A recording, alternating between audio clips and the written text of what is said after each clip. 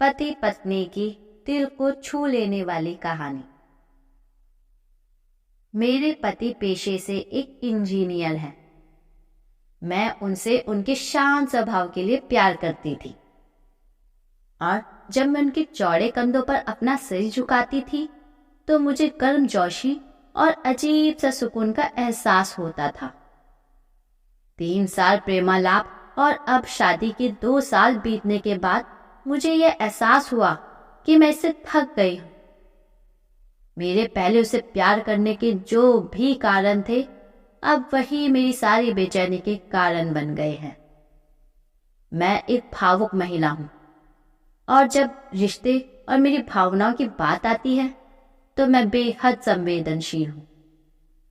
मैं रोमांटिक पलों के लिए उसी तरह तरसती हूं जैसे कैंडी के लिए तरस रही एक छोटी लड़की। मेरे पति मेरे बिल्कुल विपरीत हैं। उनकी संवेदनशीलता की कमी और हमारी शादी में रोमांटिक पलों को लाने में उनकी असमर्थता ने मुझे प्यार के विषय में निराश कर दिया है। एक दिन मैंने आखिरकार उसे अपने मन की बात बताने का फैसला किया कि मुझे तलाक चाहिए और मैंने हिम्मत करके उसे बताया। आखिर क्यों? चौंकते हुए उसने पूछा। मैं थक गई हूं और दुनिया में हर चीज का कोई कारण नहीं होता, मैंने कहा। वह पूरी रात चुप रहा, हर समय हाथ में एक जलती हुई सिगरेट लिए गहरे विचारों में डूबा रहा। इससे मेरी निराशा की भावना और बढ़ती गई, क्योंकि मैं एक ऐसे आदमी को देख रही थी जो अपनी दुर्दशा को व्यक्त भी नहीं कर पा रहा। भला उससे और क्या उम्मीद कर सकती? और अंत में उसने मुझसे पूछा, मैं तुम्हारा मन बदलने के लिए क्या कर सकता हूं? किसी ने सच ही कहा है कि किसी के व्यक्तित्व को बदलना मुश्किल है। मुझे लगता है मेरा उस पर विश्वास उठना शुरू हो गया है। उसकी आंखों में गहराई से देखते हुए मैंने धीरे से उत्तर दिया, मैं तुम्हें एक सवाल पूछती हूं। अगर तुम्हारा जवाब मेरे दिल को मना सके तो मैं अपना विचार बदल दूंगी। मान लो मुझे एक पहाड़ की चट्टान पर खिला एक फूल चाहिए और हम दोनों को यह पता है कि उस फूल को तोड़ने से तुम्हारी मृत्यु हो जाएगी, तो क्या तुम मेरे लिए ऐसा करोगे? उसने कहा, मैं कल तुम्हें इसका जवाब दूंगा। उसकी प्रतिक्रिया सुनकर ही मेरी उम्मीदें धराशायी हो गई।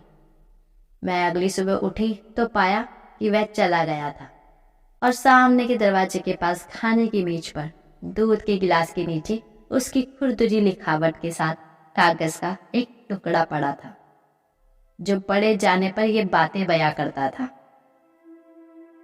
प्रिय, मैं तुम्हारे लिए वह फूल नहीं तोड़ूंगा, लेकिन अगर तुम चाहो तो मैं तुम्हें इसके पीछे का कारण जरूर बताना चाहूंगा। ये पहली पंक्ति पढ़ते ही मेरे दिल के हजारों टुकड़े हो गए। फिर भी मैंने पढ़ना जारी रखा। जब तुम कंप्यूटर का इस्तेमाल करती हो तो तुम हमेशा सॉफ्टवेयर प्रोग्राम को गड़बड़ कर देती हो। अंत में तुम स्क्रीन के सामने बैठकर रोती हो। मुझे अपनी उंगलियों को जिंदा रखना पड़ेगा ताकि मैं प्रोग्राम को पुनर्स्थापित करके तुम्हारे कीमती आंसू को बहने से रोक सकूं। तुम हमेशा घर की चाबियां घुमा देती हो, इसलिए मुझे दरवाजा खोलने के लिए अपने पैरों को जिंदा रखना पड़ेगा ताकि दरवाजा तोड़कर तुम्हें घर के अंदर ले जा सकूं। तुम यात्रा करना पसंद करती हो, लेकिन हमेशा एक नई जगह में अपना रास्ता भूल जाती हो। मुझे तुम्हें रास्ता दिखाने के लिए अपनी आंखें जिंदा रखनी पड़ेगी। तुम्हें हमेशा पेट में ऐंठन होती है जब भी तुम्हारा पीरियड हर महीने आता है। मुझे अपने हथेलियों को जिंदा रखना है ताकि मैं तुम्हारी पेट की ऐंठन को शांत कर सकूं। तुम्हें घर के अंदर रहना पसंद है और मुझे पता है कि तुम अंतर्मुखी व्यक्ति हो। तुम्हारी बोरियत को दूर करने के लिए मुझे तुम्हें चुटकुले और कहानियां सुनाने के लिए अपने मुंह को जिंदा रखना है। तुम हमेशा कंप्यूटर और टीवी देखती हो और इससे तुम्हारी आंखों का भविष्य अच्छा नहीं होगा। मुझे अपनी आंखों को बचाना होगा ताकि जब हम बूढ़े हो जाए तो मैं तुम्हारी आंखें बन सकूं, तुम्हारे सिर से सफेद हो रहे बालों को चुन सकूं तुम्हारे नाखूनों को बिना तुम्हें चोट पहुंचाए काट सकूं। मैं भी समुद्र तट पर टहलते हुए तुम्हारा हाथ पकड़ना चाहता हूँ।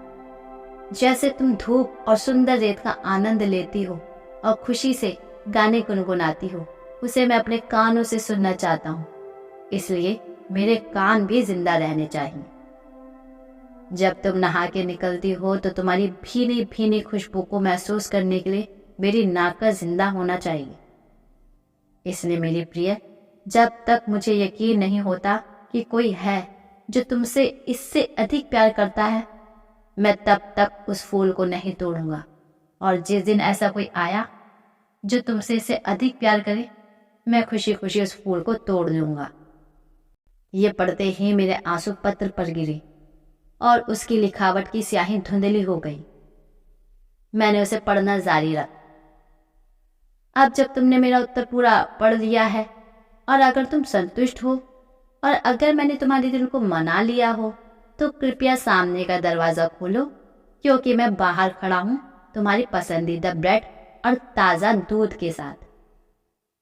मैं जल्दी से दरवाजा खोलने के लिए दौड़ी और उसके चिंतित चेहरे को अपने हाथों में कसकर पकड़ा और चूम लिया और उसकी बाहों में समा गई। अब मुझे पूरा यकीन हो गया था कि कोई मुझसे उतना प्यार नहीं करेगा जितना वह करता है, और मैंने फूल को ना ही तोड़ने का फैसला किया। यही जीवन है और प्रेम है। जब कोई प्यार से घिरा होता है तो उत्तेजना की भावना दूर हो जाती है और वह उस सच्चे प्यार को नजरअंदाज कर देता है जो शांति और नीरसता के बीच में होता है। प्यार सभी रूपों में प्रकट होता है, यहाँ तक कि बहुत छोटे और सूक्ष्म रूपों में भी। इसका कभी एक मॉडल नहीं रहा है। यह सबसे नीरस और उबाऊ रूप में भी हो सकता है। फूल और रोमांस प्यार का हिस्सा हो सकते हैं, पर प्यार नहीं। तो दोस्तों, अगर आपको हमारी स्टोरी पसंद आए, प्लीज़ हमारे चैनल को लाइक कीजिए एंड सब्सक्राइब कीजिए। Thank you.